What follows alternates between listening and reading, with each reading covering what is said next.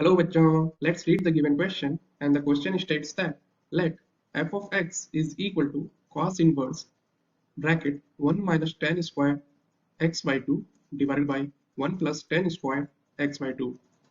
Then which of the following statements is or are correct about f of x? And the options are given below. So the key concept that we will use here is, तो जो सबसे पहले हम यहाँ पे एक formula देखेंगे that is cos 2 theta is equal to 1 minus tan square theta divided by 1 plus tan square theta. और जो सेकंड कॉन्सेप्ट में यहाँ देखेंगे, कोई भी फंक्शन अगर f of minus x is equal to f of x हो तो उस केस में हम कहते हैं कि वो जो फंक्शन होगी that will be even function, and f of minus x is equal to minus of f of x तो उस केस में हम इसको बोलेंगे ये ऑड फंक्शन। तो हम लोग इसी कॉन्सेप्ट का यूज करके इस क्वेश्चन को सॉल्व करेंगे। सो जो हमें इक्वेशन गिवन है that is f of x is equal to cos inverse, and here we have 1 minus tan square x by 2 divided by 1 plus tan square x by 2। तो यहाँ से हम लोग इस फॉर्मूला का यूज करते हुए इसको ऐसे लिख सकते हैं cos इनवर्स ऑफ, और ये क्या हो जाएगी cos x, क्योंकि अगर यहाँ एंगल x by 2 है तो यहाँ पे ये हो जाएगी cos x, that means f of x जो हो गई हमारी that is cos inverse cos x।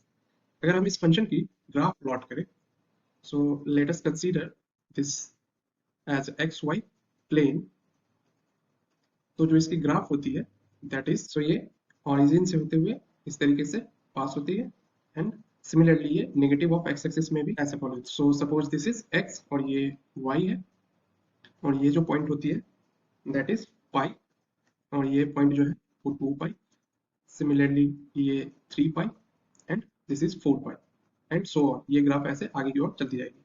Similarly negative of x axis में देखें तो ये माइनस पाई होगी, एंड देन ये माइनस 2 पाई होगी, and this is minus 4 pi.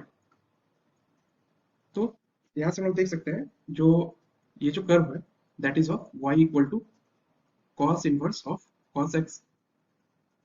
तो यहाँ से हम लोग कह सकते हैं डोमेन ऑफ y जो है या फिर f ऑफ x अगर यहाँ पे, तो इसकी डोमेन क्या है और रियल नंबर, एंड रेंज देखें यहाँ पे तो ये जो वैल्यू होती है दैट इज पाई।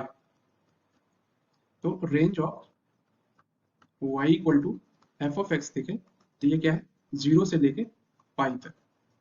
यहाँ आप लोग देख सकते हैं अगर कोई फंक्शन इवन होती है, अगर f of x is even, in that case वो फंक्शन जो होगी सिमेट्रिकल होगी अबाउट y एक्सिस। तो यहाँ से हम लोग देख सकते हैं ये फंक्शन जो है वो y एक्सिस के अबाउट सिमेट्रिकल है, तो ये इवन होगी ना। पाई से 2 पाई के बीच में ये हमें चेक करनी है कि ये नॉन डेरिवेबल है। तो यहाँ से हम लोग देख सकते हैं कि ये पाई से 2 पाई के बीच में जो फंक्शन है इसकी स्लोप एग्जिस्ट करती है। तो यहाँ लिख सकते हैं हम लोग पाई से 2 पाई के बीच में फंक्शन जो है कॉन्टिन्यूस भी है, एंड स्लोप जो है इसकी एग्जिस्ट कर रही है। दैट मीन्स हम लोग ऐसा कह सकते हैं जो फंक्शन होगी वो डेरिवेबल भी होगी। अब हम लोग ऑप्शंस देखते हैं one by one. So first option is domain is I, means domain जो है वो सिर्फ इंटीजर्स है, बट यहाँ हम लोग देख सकते हैं डोमेन जो है वो ऑल रियल वैल्यू है, दैट मीन ऑप्शन ए जो है वो इनकरेक्ट है। एंड देन ऑप्शन बी कह रही है कि रेंज जो है वो 0 से पाई है, तो हाँ यहाँ फंक्शन हम लोग देख सकते हैं रेंज जो है वो 0 से पाई है, that means B is correct. Option C is F X is odd, तो नहीं ये गलत स्टेटमेंट है बिकॉज एफ एक्स जो यहाँ पे ये इवन फंक्शन है ना। The last is f of x is non derivable in pi to 2 pi, but यहाँ पे हम लोग देखें कि पाई से 2 पाई के बीच में फंक्शन कॉन्टिन्यूस भी है एंड स्लोप एग्जिस्ट कर रही है, तो फंक्शन डेरिवेबल भी है। तो ये भी स्टेटमेंट जो होगी that will be wrong. So finally we can say that option B is the only correct choice here. So if you see the options, that is option B is correct. I hope you understood the solution. Best of luck. Thank you.